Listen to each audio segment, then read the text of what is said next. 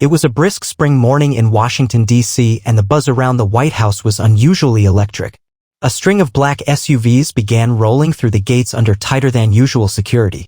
Whispers circulated through media outlets and political circles alike. Something big was happening at 1600 Pennsylvania Avenue, and it wasn't just another policy meeting. Kid Rock, the unapologetic rock star known for his brash lyrics and even brasher patriotism, had been tapped by President Donald Trump himself to organize a special dinner on March 31, 2025. It wasn't on the official White House schedule. This was strictly private. No press, no photo ops, just a hand-picked guest list that turned heads. What surprised everyone wasn't that Kid Rock was hosting a dinner at the Trump White House. That much made perfect sense. What truly set the political world ablaze was the revelation that Bill Maher, the outspoken liberal comedian and host of Real Time with Bill Maher, was on that list. Bill Maher had built a career skewering conservatives, mocking evangelical Christians, and going after Trump with savage precision on a weekly basis. But he had also shown flashes of unpredictability in recent years. He called out cancel culture, mocked far-left ideologues, and even said things like Trump might actually win again when others laughed at the thought. And now he was headed for a dinner hosted by Kid Rock and attended by President Donald Trump himself? It was Dana White, the UFC president and longtime friend of Trump, who had been instrumental in encouraging Maher to accept the invite. According to sources close to the planning, Dana told Maher, "You don't have to agree with the guy to sit down with him. You say you believe in free speech, prove it. Let's talk like adults." Maher mulled it over. He hated being lumped in with the modern left's tendency to silence and segregate ideas. And if there was one thing he valued more than ideology, it was conversation.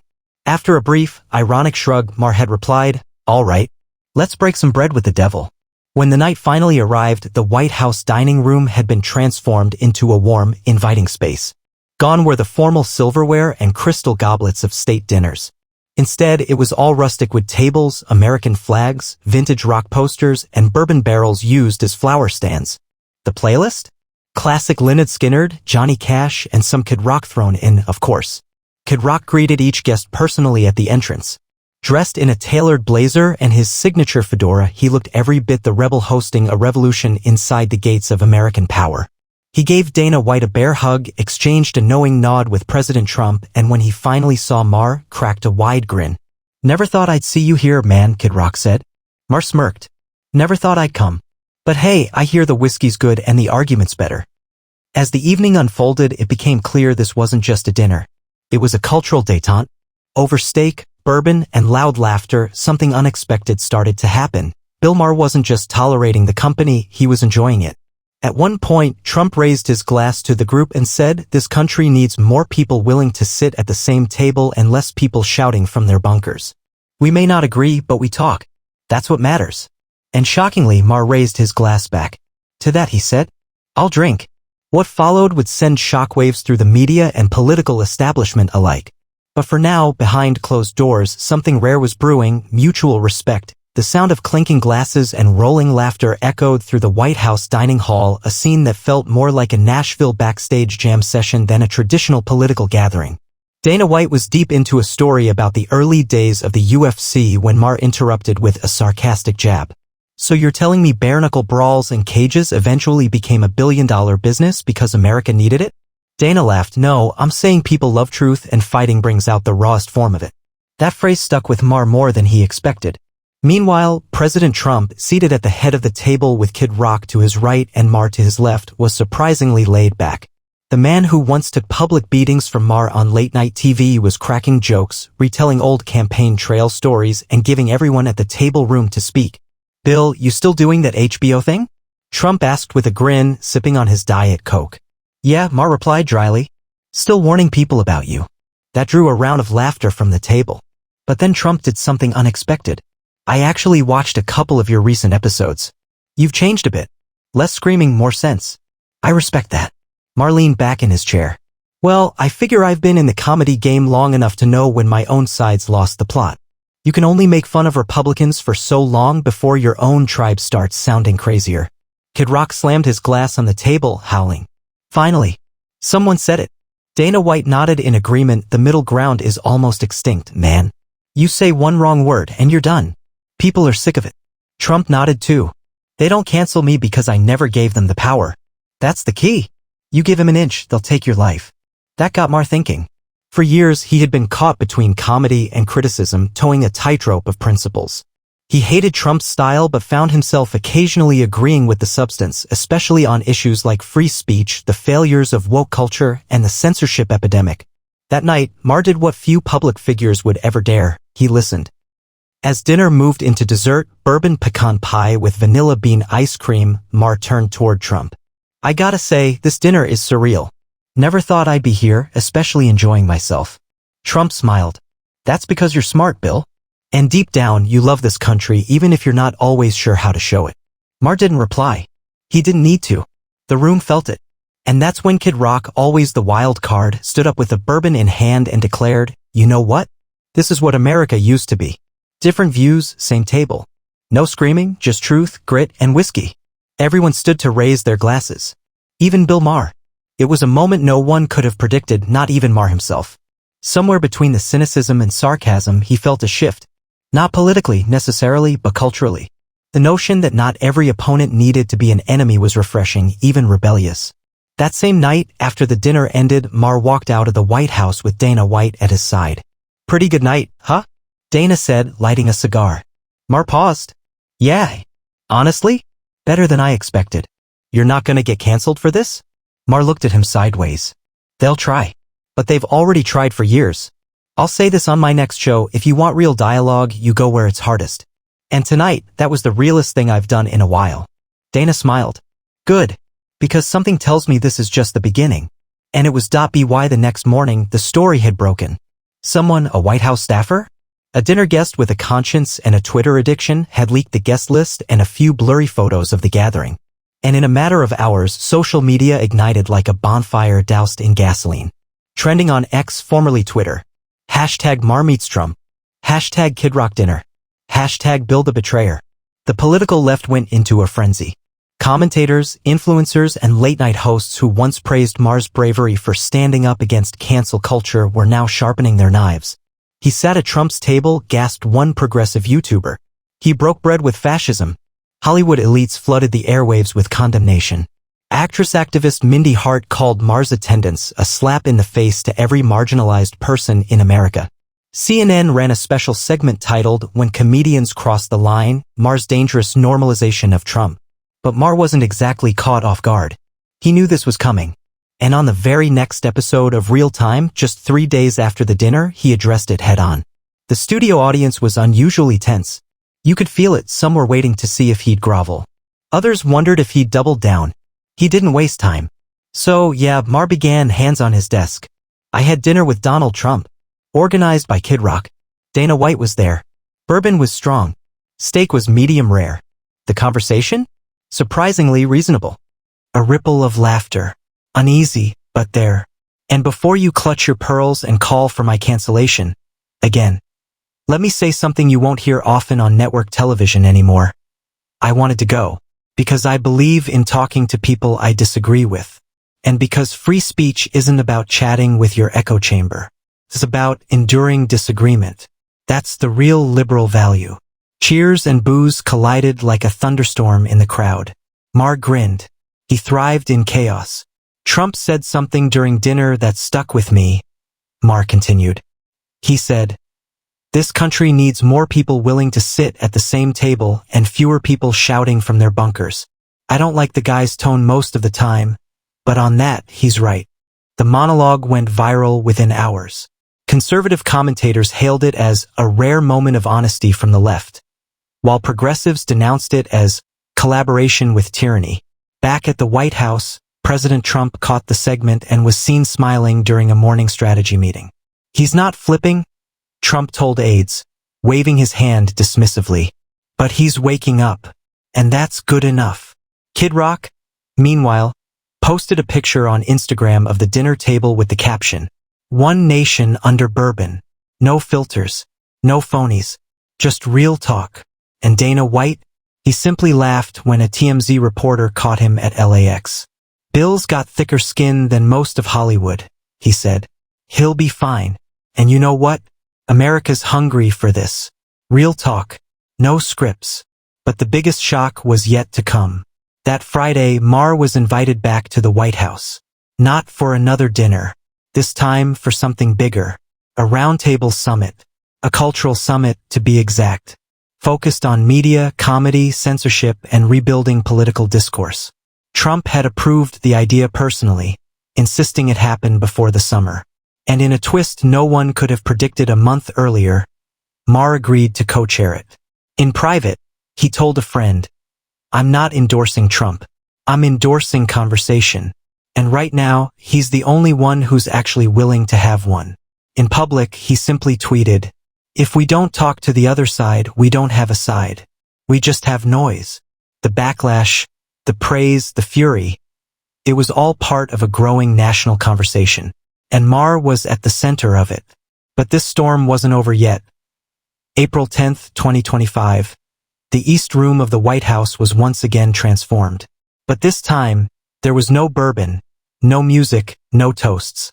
Instead, a long polished table stood at the center, surrounded by a carefully chosen mix of voices.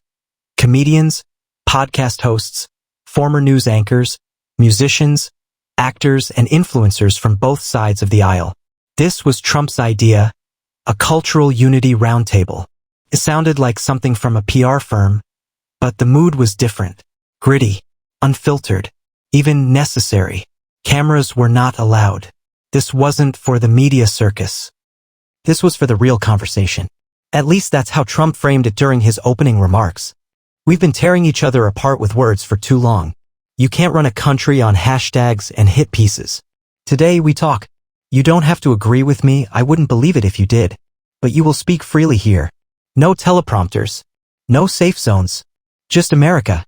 And with that, he sat down and turned the floor over to someone the entire country had been watching, Bill Maher. Wearing a charcoal blazer and no tie, Maher approached the podium. There was a slight smirk on his face, the kind that said, "Yeah, this is weird for me too." But when he began speaking, the room fell silent. "I've made a living criticizing politicians. I've mocked everyone from George Bush to Donald Trump. But I've also mocked my own side when they deserved it. That's the price of honesty. You can't play favorites with truth." He paused, glancing around the room. "I didn't come here to endorse Trump. And I didn't come here to be forgiven by the left. I came here because the country is exhausted. And if we don't start talking instead of tweeting, laughing instead of labeling, and listening instead of lecturing, we're not going to survive this cultural civil war." Gasps. Nods. One person, Joe Rogan, let out a quiet "damn." Free speech isn't a partisan issue. Cancel culture isn't activism, it's vengeance dressed up as virtue. We're raising a generation of Americans more afraid of offending someone than being wrong. And that's a problem. Dana White leaned forward in his seat, arms crossed, clearly impressed. Even Kid Rock, sitting with mirrored shades on indoors, lowered them just a little. "Let me be blunt. I don't like Trump's style. I've said it 1,000 times. But the people trying to destroy him want to destroy conversation. They want silence, compliance, and cultural submission. And that, my friends, is more dangerous than any orange man with a Twitter account." Someone at the table let out a whistle. Trump cracked a smile. Maher continued, "Look, I've lived in liberal Hollywood for 30 years. I've marched, I've donated, I've spoken out. But I've also watched that same world eat its own. You say the wrong joke, the wrong phrase, you miss a pronoun, and suddenly you're Hitler." The room erupted in laughter. Even Trump chuckled. "So here I am, standing in the White House, speaking at a summit organized by a man I once called a threat to democracy. Maybe that's ironic. Maybe it's growth. Maybe it's just what adults are supposed to do, talk, listen, disagree without destruction." Thunderous applause. Real, unfiltered, human. When Maher sat down, the table was still buzzing. Candace Owens leaned over and whispered to Dana White, "That was the most important 10 minutes I've heard all year." Even Trump, ever the showman, turned to Maher and said, "You know, Bill, if you ever want to switch parties." Maher cut him off with a laugh, "Let's not get carried away." But the moment had already landed. That speech made its way out not through official press, but through first-hand accounts, leaked audio, and participant posts. A snippet of his line, "Disagree without destruction," went viral on TikTok. Podcast hosts across the spectrum, from conservative Ben Shapiro to progressive Joe Rogan, called it the most surprising speech of the year. It wasn't just a turning point for Maher, it was a turning point for the culture. For the first time in a long time, people weren't debating what was said. They were debating how it was said and why it felt like a breath of fresh air. And just like that, Maher became a reluctant symbol, not of Trumpism, not of liberalism, but of something else entirely. The days following the Cultural Unity Roundtable were nothing short of explosive. Bill Maher's speech leaked in full thanks to a recording captured by one of the invited guests, rumored to be a popular conservative-leaning influencer who forgot to silence his phone. Within 48 hours, it was all over YouTube, Rumble, TikTok, and podcast networks across the country. The title that spread the fastest? Bill Maher destroys cancel culture in front of Trump and censored. It received over 80 million views in less than a week. But it wasn't just the clicks that made it historic. It was the impact. For the first time in years, Americans on both sides of the aisle began talking about the conversation instead of just screaming past one another. And while Maher's critics accused him of selling out, something strange happened in the public discourse. His approval ratings went up. Something America had been missing. An April 2025 Gallup poll showed that Maher, a longtime critic of both political parties, was suddenly seen as one of the most trusted public voices in the country. Just behind Elon Musk and above even major political leaders like Kamala Harris or Nikki Haley. And President Donald Trump? He capitalized on it. At a press conference the following week, flanked by Kid Rock and Dana White, Trump smirked as he pointed to a slide showing the poll numbers. Who knew Bill Maher would turn out to be the adult in the room? He joked. Maybe we should get him to moderate the next debate. The crowd erupted in laughter, but there was a hint of seriousness behind Trump's humor. Because behind the scenes, Trump was considering something bold. A televised cultural debate series moderated by voices from outside the traditional media machine. Maher's name was at the top of the list. It wasn't just a political stunt anymore. It was a cultural revolution. And Maher? He didn't commit, but he didn't say no either. In an interview with Joe Rogan shortly after the dinner, Maher reflected on what the experience meant for him personally. You know, I didn't change teams. I didn't turn MAGA overnight. But I realized something important. If we only talk to people we agree with, we're not having conversations. We're just attending rallies. Rogan nodded. Yeah, and you're one of the few people on the left with the guts to say that out loud. Maher took a breath. The truth is, Trump may be a lightning rod, but he's also a mirror. And right now, the left doesn't like what it sees in that reflection. But instead of smashing the mirror, maybe we should fix the flaws. The quote went viral. Again. Meanwhile, Kid Rock, never one to stay quiet, dropped a surprise single titled Dinner with the Enemy that climbed to number 3 on the iTunes charts. The lyrics riffed on the night with lines like, whiskey truths and a well-done steak. Enemies talkin' while the woke folks fake. Ain't gotta agree to crack a grin. Just gotta show up and let it begin. The cultural shockwave was real. And it didn't end there. Schools began debating whether to host their own unity forums inspired by the White House dinner. Comedy clubs started pushing back on restrictive booking policies. Even cable news shows, desperate for ratings, toyed with the idea of more mixed ideology guest panels. And in a rare moment of bipartisan approval, Maher was nominated by a joint congressional committee for the Presidential Medal of Freedom for courage in defending civil discourse and free expression. Trump's face during that announcement? Priceless. He simply said, "Didn't see that one coming. But I like it." As spring 2025 rolled on, the dinner that started as a quirky headline turned into something larger, something few expected. It became a moment of national reset.